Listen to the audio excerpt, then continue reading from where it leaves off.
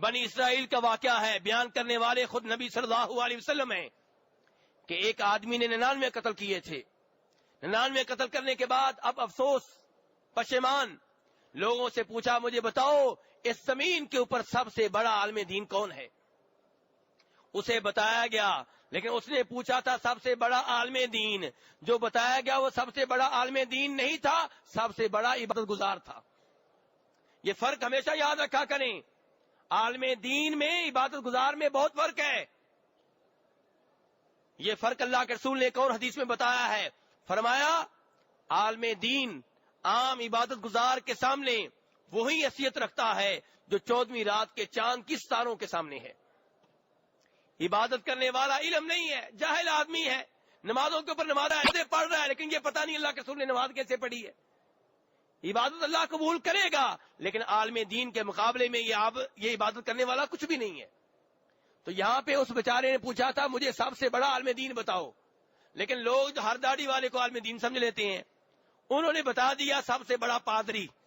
وہ پادری کے پاس چلا گیا، اس سے کہا کہ میں نے 99 قتل کیے ہیں، کیا میری توبہ ہو سکتی ہے؟ اس نے کہا 99 قتل کیے ہیں، تمہاری توبہ؟ تمہاری توبہ؟ تمہاری توبہ کبھی نہیں ہوگی. اس نے کہا ٹھیک ہے. اس نے تلوار نکالی، نہیں ہوگی تو نہ ہو، اس کو بھی قتل کر دیا. یہ ہوتے ہیں جہالت کے نقصان. عبادت اپنی جگہ پہ، لیکن عبادت کے ساتھ علم ہونا چاہیے. میرے وہ بھائی جو قرآن پاک کی صرف تلاوت کرتے ہیں، تلاوت کرنا ثواب ہے، لیکن قرآن پاک بھی جانیں، ترجمہ بھی جانیں. میرے وہ بھائی جو قصے کہانیاں سنتے رہتے ہیں، بخاری مسلم کو کھولیں اور رسول اکرم صلی اللہ علیہ وسلم کی احادیث کا مطالعہ خود کریں. اب 100 قتل کر لیے، سینچری مکمل ہو گئی. اب پھر اس نے پوچھنا شروع کر دیا کہ مجھے بتاؤ اس زمین کے اوپر سب سے بڑا عالم دین کون ہے؟ اسے بتایا گیا فلاں آدمی ہے، اور اس بار جو بتایا گیا وہ واقعی عالم دین تھا.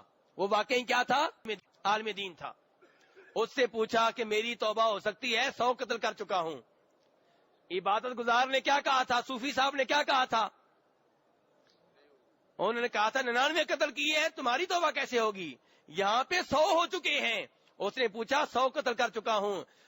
عالم دین نے کہا اللہ کے درمیان اور توبہ کے درمیان کون رکاوٹ بن سکتا ہے؟ توبہ کا دروازہ کھلا ہوا ہے، جاؤ توبہ کرو، لیکن جس شہر میں رہتے ہو یہ شہر چھوڑ دو. جس شہر میں رہتے ہو یہ شہر چھوڑ دو. یہ برے لوگوں کا شہر ہے، بری سوسائٹی ہے، برا ماحول ہے.